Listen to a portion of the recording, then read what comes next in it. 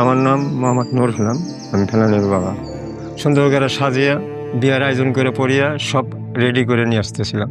দিয়েছে অমিয় ঘোষ আমার মেয়েটাকে পাখির মতন গুলি করে চিজম মাইরা কাটা তারে ঝুলিয়ে দিয়েছে। আমার ফেলানিকে এই যে এইখানে ঝুলে রাখছে, ওই কাটা তারে মাথায় ঝুলে রাখছিল, কিন্তু আমি এখনো বিচার পাইনি।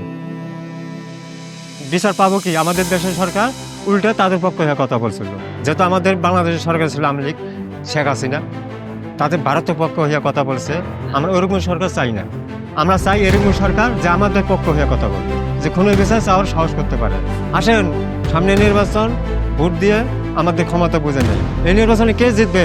আমাদের বাংলাদেশ জিতবে, যেহেতু আমাদের দেশের চাবি আমাদের হাতে। দেশের চাবি আমাদের হাতে। দেশের চাবি আমাদের হাতে। দেশের চাবি আমাদের হাতে। দেশের চাবি আমাদের হাতে। দেশের চাবি আমাদের হাতে।